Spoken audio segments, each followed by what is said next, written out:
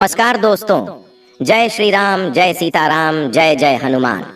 जय बागेश्वर धाम सरकार। दोस्तों स्वागत है। जय सीताराम, जय बागेश्वर धाम सरकार।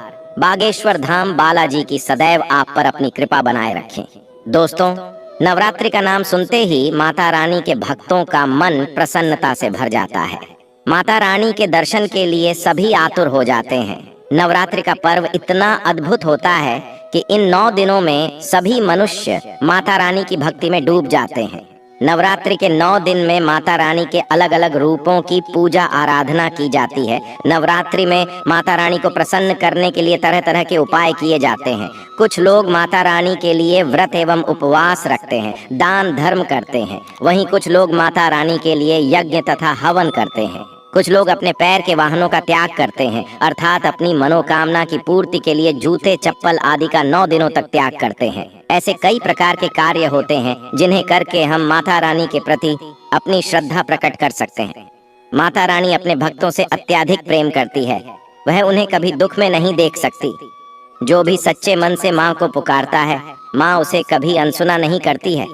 नवरात्रि का पर्व शक्ति का पर्व होता है।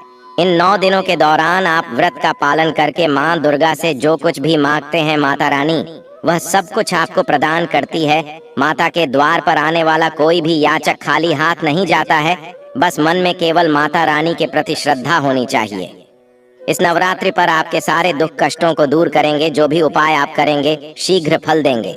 दोस्तों, सच्चे हृदय से कमेंट बॉक्स में लिख देना जय माता। आज के वीडियो का जो विषय है वह बहुत ही ज्ञानवर्धक और सुंदर विषय है। नवरात्रों में चाहे कुछ भी कर लेना, लेकिन यह कार्य जरूर कर लेना। बिन पूजा के ही सारा फल मिल जाता है। आप चाहे कुछ करें या ना करें, लेकिन नवरात्रों में यह एक कार्य जरूर कर लेना। मैं माता रानी का सौगंध खाता हूँ। माता लक्ष्मी खुद आपके घर चलकर आएंगी, आगे आपकी मर्जी। दोस्तों, नवरात्रि में बिना व्रत बिना पाठ कर आपको संपूर्ण नवरात्रि का फल मिल जाएगा। यह वीडियो ध्यान से देखना। अगर आपने व्रत नहीं रखा है कोई बात नहीं, आपको परेशान नहीं होना है, क्योंकि कभी कभी हम काम के चलते या कोई ऑफिस वर्क होता है या कभी कभी हमें ऐसे कई सारे कामों में फंस जाते हैं जिस कारण हम माता रानी को नवरात्रों में टाइम नहीं दे पाते। तो आपको परेशान नहीं होना है। अगर आपने व्रत नहीं रखा है कोई बात नहीं, नहीं कर रहे हैं नवरात्रि में कोई बात नहीं। दोस्तों, बस एक काम आपको कर लेना है।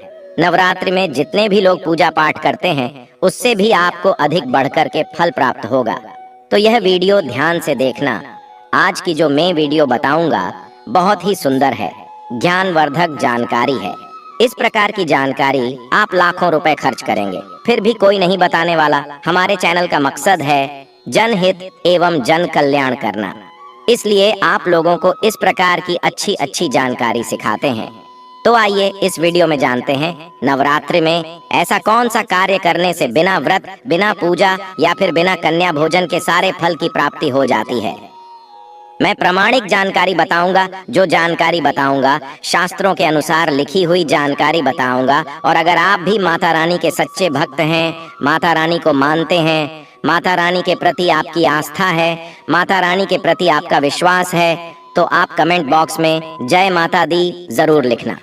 इस वीडियो को लाइक करके चैनल को सब्सक्राइब जरूर करना। और हाँ, कमेंट बॉक्स में अपनी राशि भी डाल देना। यदि आपकी राशि के अनुसार आपके लिए कोई उपाय होगा तो वह हम आकर कमेंट बॉक्स में रिप्लाई करके बता देंगे। तो चलिए शुरू करते हैं आज के इस ज्ञानवर्धक वीडियो को। शास्त्रों में नवरात्रि के दौरान देवी दुर्गा को प्रसन्न करने के लिए कुछ विशेष उपाय बताए गए हैं। इन उपायों को करके आप माँ दुर्गा का आशीर्वाद प्राप्त कर सकते हैं। नवरात्रि पर अगर कुछ शुभ कारक चीजों को आप घर में ले आते हैं तो अनेक प्रकार के लाभ आप इनसे पा सकते हैं। आपकी धन की समस्या हो, नौकरी कारोबार की समस्या हो, घर के क्लेश दूर करने हो, बच्चों की पढ़ाई लिखाई की समस्या हो, हर समस्या का समाधान पा सकते हैं। अलग अलग कामनाओं की पूर्ति के लिए अलग अलग चीजें बताई गई हैं। तो वीडियो को आखिर तक जरूर देखें और कमेंट बॉक्स में जय माता दी जरूर लिखें। दोस्तों, सनातन धर्म में तुलसी के पौधे का काफी महत्व बताया गया है। भगवान कृष्ण, श्री हरि विष्णु जी, माँ लक्ष्मी इनके भोग में तुलसी के पत्ते को डालना अनिवार्य बताया गया है। मान्यताओं के अनुसार नवरात्रि में तुलसी का पौधा घर लाकर अगर उसे रोपा जाए और नित्य पूजा की जाए तो उसे घर में खुशहाली आती है। इसी तरह शंख पुष्पी को भी शास्त्रों में शुभकारी पौधा बताया गया है। कहा जाता है कि अगर नवरात्रि के दौरान कभी भी शंख पुष्पी की जड़ को लाकर चांदी की डिब्बी में भरकर धन रखने वाले स्थान पर रखा जाए तो धन वैभव में बढ़ोतरी होती है, घर में बरकत आती है। दोस्तों, जो लोग विदेश यात्रा करना चाहते हैं या फिर कामकाज हेतु वहां जाकर बसना चाहते हैं, कोई तीर्थों की यात्रा करना चाहता है, 4 धाम की यात्रा करना चाहता है, लेकिन संभव नहीं हो पा रहा, तो आप नवरात्रि में घर में ध्वजा खरीद कर लाए, इसे माँ दुर्गा को अर्पित करें और फिर नवमी के दिन इसे किसी भी देवी के मंदिर में जाकर लगा दें या मंदिर में अर्पित कर दें। माँ से मनोकामना की पूर्ति की प्रार्थना करें, आपके यात्रा के योग्य बनेंगे और यात्रा मंगलमय हो जाएगी। जीवन में हर समस्या का मूल कारण ढूंढें तो कहीं न कहीं पैसे पर आकर रुक जाता है। घूम फिरकर बात वहीं धन पर आ जाती है, तो धनवान बनने के लिए क्या करें? अगर आर्थिक परेशानियों से मुक्ति पाना चाहते हैं तो नवरात्रि में चांदी की कोई भी वस्तु लाकर देवी माँ को अर्पित कर दें। फिर विजयदशमी के दिन उसे गंगा जल से स्नान कराएं और लाल वस्त्र में लपेटकर उसमें 5 चावल, 5 गोमती चक्र और 5 गौरी डालकर इसे घर की तिजोरी में रख दें। इससे धन आगमन के नए स्रोत बनेंगे। यकीन मानिए, इस उपाय से व्यक्ति रंक से राजा बन सकता है। दोस्तों, जीवन में धन से भी ज्यादा मूल्यवान होता है आरोग्य। अच्छी सेहत अगर पाना चाहते हैं, रोग दोषों से मुक्ति पाना चाहते हैं, तो नवरात्रि के किसी भी दिन घर में गाय का शुद्ध देसी घी का माँ के समक्ष दीपक जलाएं और माता रानी के बीज मंत्र का जाप करें।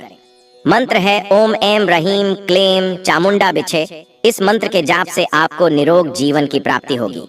दोस्तों, और एक चीज हर कोई चाहता है, वह है खुद का घर, छोटा हो या बड़ा, लेकिन अपने घर में हर किसी को सुकून मिलता है। तो अगर आप खुद का घर बनाना चाहते हैं तो छोटा सा घर खरीद कर लाए। मिट्टी का छोटा सा घर आप खुद भी बना सकते हैं। इसे आपको माँ दुर्गा को अर्पित करना है। नवरात्र समाप्त होते होते आप कामयाबी की राह पर चलते नजर आएंगे। जल्द ही आप अपने घर के मालिक बन जाएंगे। निश्चित आपकी मनोकामना की पूर्ति होगी। दोस्तों, नौकरी में पदोन्नति या वेतन वृद्धि चाहते हो तो नवरात्रि में 3 नारियल घर में लाएं और नवमी के दिन इसे मंदिर में ले जाकर मनोकामना को बोलते हुए मां दुर्गा को चढ़ाकर के आए। मां दुर्गा आपकी मनोकामना पूर्ण करेंगी। दोस्तों, हर कोई चाहता है कि लोग उन्हें पसंद करें, उनकी बात माने, वशीभूत हो जाए। तो अगर आप आकर्षण बढ़ाना चाहते हैं तो नवरात्रि में स्फटिक की 108 मनकों वाली माला लेकर माँ के सामने पीला वस्त्र बिछाकर उस पर स्फटिक की माला रख दें। उस पर केसर और इत्र छिड़ककर माला का पूजन करें। माला को धूप दीप दिखाकर ओम रैंप वॉक वादिनी भगवती कार्य सिद्धि कुरु कुरु स्वाहा इस मंत्र का 21 बार जाप करें। आपके आत्मविश्वास में चमत्कारी रूप से वृद्धि होगी। हर कोई आपको पसंद करने लगेगा। दोस्तों, अपार धन संपदा पाना चाहते हैं तो नवरात्रि के दिनों में 9 किन्नरों के पास से आप 1-1 रुपए का सिक्का ले लें। फिर इन्हें गंगा जल से स्नान कराकर अपनी तिजोरी या पर्स में रखें। आपके घर में पैसों की कभी कमी नहीं होगी। जरूरत है बढ़ती जाएंगी, वैसे धन आगमन भी बढ़ता जाएगा। दोस्तों, नवरात्रि में मौली धागा खरीद कर घर ले आए। फिर मनोकामनाओं को बोलते हुए दुर्गा का अध्ययन करते हुए इसमें 9 गांठें लगाएं। फिर इसे माँ दुर्गा को अर्पित कर दें। इस एक उपाय से आपके 9 प्रकार की कामनाएं पूर्ण हो जाएंगी। दोस्तों, नवरात्रि पर कमल पर विराजमान माता लक्ष्मी की तस्वीर लाना अत्यंत सौभाग्य बढ़ता है। इससे घर में स्वयं माँ लक्ष्मी का वास हो जाता है। धन समृद्धि बढ़ती है, सौभाग्य की प्राप्ति होती है। तो माँ की ऐसी तस्वीर लाकर घर में उत्तर दिशा में स्थापित कर दें। इसे नित्य धूप दीप दिखाएं, दुर्भाग्य दूर चला जाएगा। कहते हैं कि व्यक्ति को अपने जीवन काल में कम से कम एक बार माता रानी को 16 श्रृंगार की सामग्री अर्पित करनी चाहिए और यह नवरात्रि का पावन अवसर है। माँ को 16 श्रृंगार की सामग्री लाकर अवश्य भेंट करें। घर परिवार के क्लेश कलह अशांति दूर हो जाएगी। सुखमय पारिवारिक जीवन की प्राप्ति होगी। कितने भी बड़े झगड़े घर परिवार में हो, कोर्ट कचहरी तक चाहे पहुंच गए हों, बिखरने की राह पर हो, तो यह उपाय जरूर करें। नवरात्रि में घर में चांदी के सिक्के लाना अत्यंत शुभकारी माना जाता है। नवरात्रि में कृष्ण भगवान और माँ सरस्वती को प्रिय कहा जाने वाला मोर पंख अगर आप घर में लाकर रखते हैं तो घर के बच्चों की विद्या अध्ययन में रुचि बढ़ती है, एकाग्रता बढ़ती है, चंचल स्वभाव में ठहराव आता है। मोर पंख घर से नकारात्मक ऊर्जा को दूर करने का काम करता है, वास्तु दोष को ठीक करता है। दोस्तों, शास्त्रों में केले के पेड़ को कल्याणकारी माना जाता है। सीधे विष्णु जी और माँ लक्ष्मी से इसका संबंध है। नवरात्रि के समय केले का पौधा लाकर अपने घर परिसर में लगाते हैं और नित्य पूजन करके जल चढ़ाते हैं तो आपको धनवान बनने से कोई नहीं रोक पाएगा।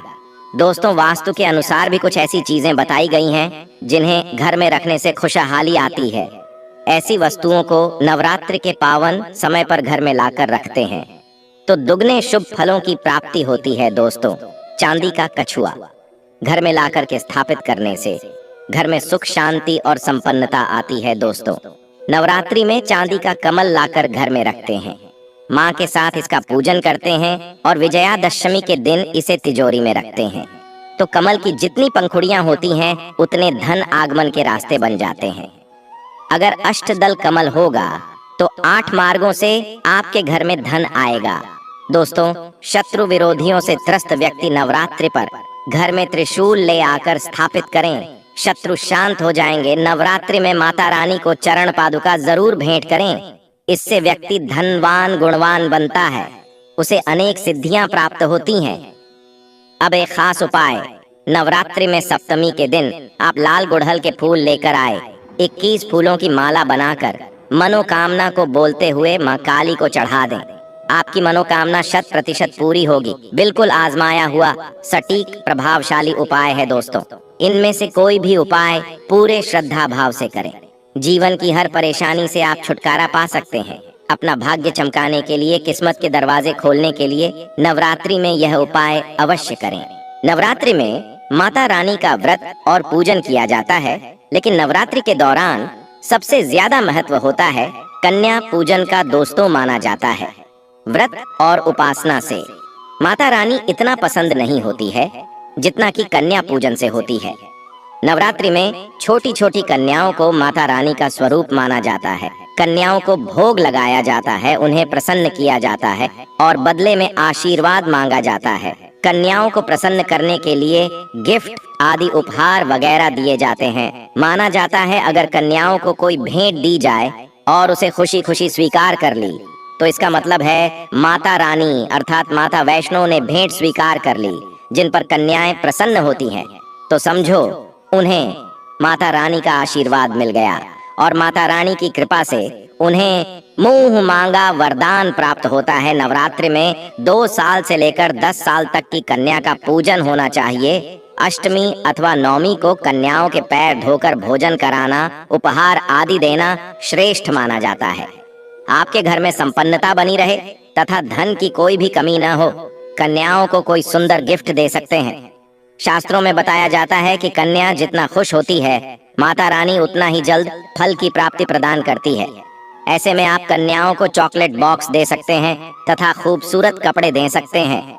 याद रहे, काले कपड़े न दें और स्टील के बर्तन भी गिफ्ट के तौर पर दे सकते हैं। याद रहे कि कन्याओं को लोहे का कोई भी सामान नहीं देना चाहिए। दोस्तों, जब कन्या अपने घर के लिए प्रस्थान करें तो उनके चरण जरूर छू लें और अपने मन में अपनी प्रार्थना को पूरा करें। सच्चे दिल से मांगी मुराद माता रानी अवश्य पूरी करती है। और कमेंट बॉक्स में जय माता दी लिखना ना भूलें। आज के लिए बस इतना ही। दोस्तों, अगर आपको यह वीडियो पसंद आया है तो वीडियो को लाइक करिएगा, दोस्तों को शेयर जरूर करिएगा और चैनल को सब्सक्राइब करके बेल आइकन जरूर दबाइएगा ताकि आने वाला नॉलेज वीडियो आपको सबसे पहले मिले। दोस्तों, मिलते हैं अगले वीडियो में, तब तक के लिए धन्यवाद।